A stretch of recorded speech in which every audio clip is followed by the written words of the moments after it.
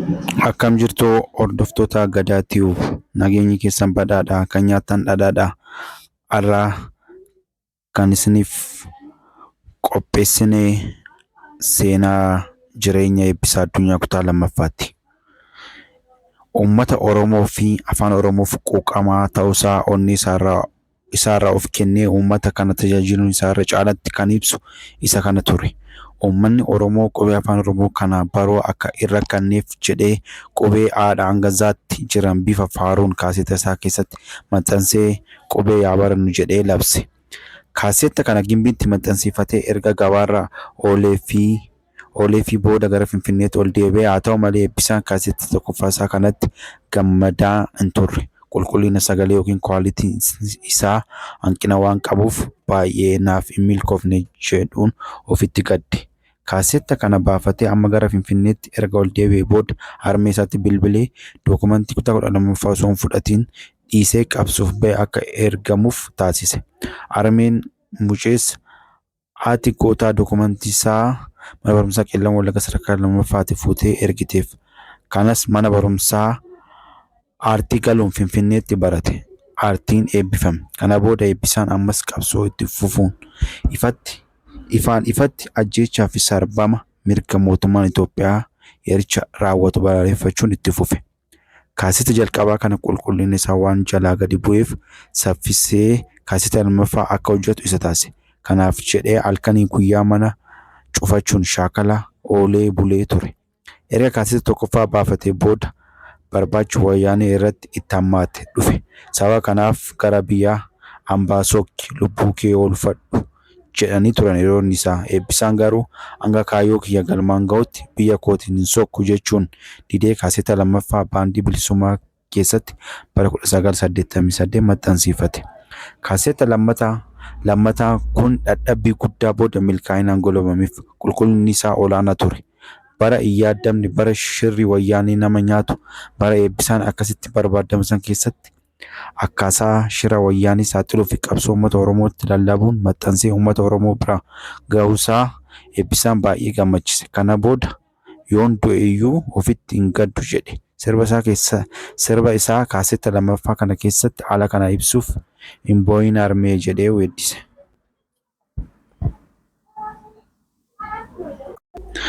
Kaaseettii eebbisaan bara kana maxxanse kun hojii wayyaanii gadi diddiigee ilmaan Oromoo qabsoof dammaqsaa ture. Kanaaf jecha wayyaaniin eebbisaa ajjeesuu akka qabdu murteeffatte. Halkanii guyyaa hordofuu eegalte. Eebbisaan Hiriyaasaa Biqilaa guyyoota waliin mana isaanii muujatti argamu jiraatu ture. Kuni osoo kanaan jiru guyyaa suurtichi tokko dhufe. Haati gootichaa harmee eebbisaa abjuu hamaa tokko ilma ishee eebbisaa irratti abjootte. Mucaan koo maal ta'e laata jettee dhiphatte. Garaan haadhaa ciniinaa bilbila barbaachaa dhiphuun asiif achi fiigte.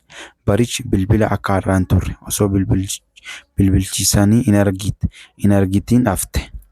Silaa ilma koo abjuu hamaan sitti abjoodhadhee mana jijjiiradhu jechuufan ture jette abjuu haadha. Hin milkoofne haati dhiiraa ilma ishee osoo hin dhaqqabiin boo'aa mataa godaannisa ta'ee bara baraan imaluu dhabde. Dargaggeewwan kiyya naaf jajjabaatanii garanaa naaf birmatu, imimmaan qofa koo naaf qorsu, ba'aa koo narraa qooddatu. Ilmaan obboleewwan wal ga'anii waa'ee gadda koo haasa'u, waa'ee siinqee koo dudubbatu, harkaan wal qabatanii na qananiisu. Diina bara meeqa godoo koo saamuu narraa buqqisu jettee osoo tottobduu, osoo galaana yaadan yeellaltuu abjuu ishee booda guyyaa sadaffaa reenfi ilma ishee eebbisaa irraa ba'e.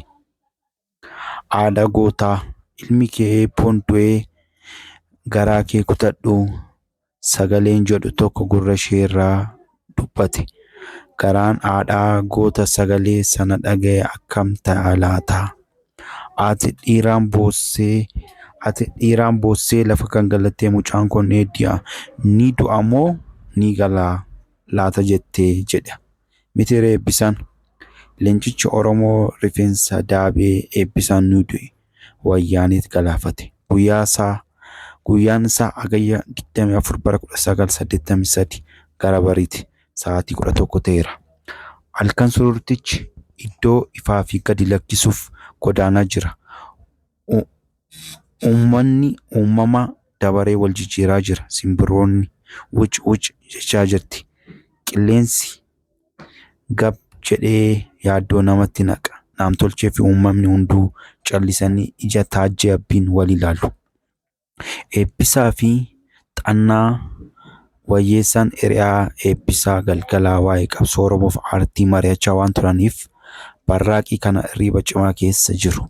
Biqilaan guyyaa kan akka carraa ta'e gara biraa bulee qoodni gootota lamaan dhandhamatti osoo hin qaqqabin hafte.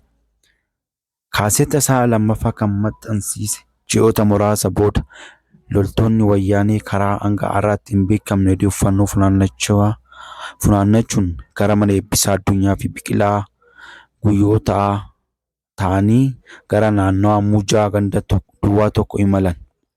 Barii barraaqa sana uummanni ka'ee socho'aa jiru hin turre. Karaa isaan irraa ga'anitti balbala gaagaa godhan. Irra deddeebi'anii gooticha hirriba keessaa utaaleetti eenyu jedhe. Sagalee jijjiiratanii hojiif si barbaannee ture jedhan. Eebbisaan shakkii malee balbala banee itti gadi ba'e.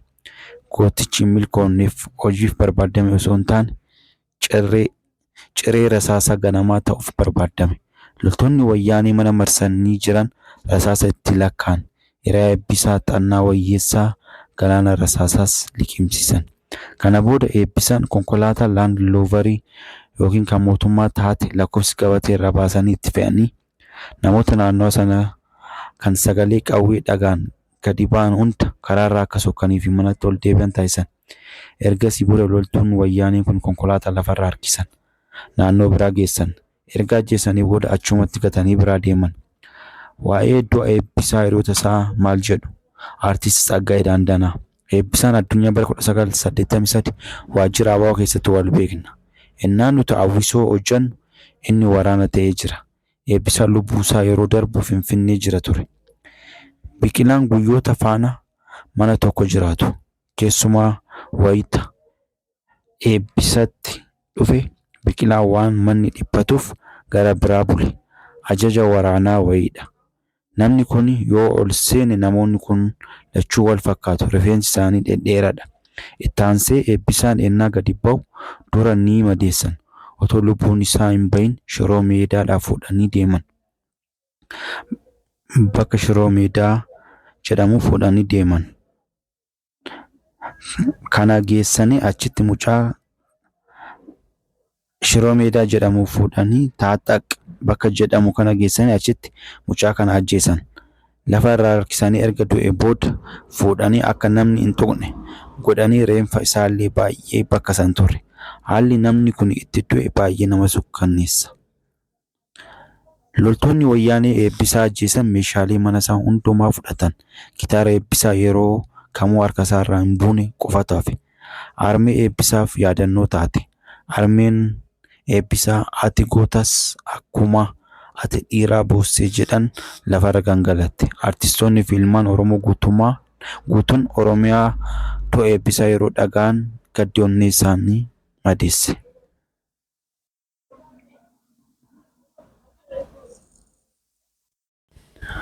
Artist Daawitee Mokonnin waa'ee du'a gooticha eebbisaa addunyaa maal jedhe?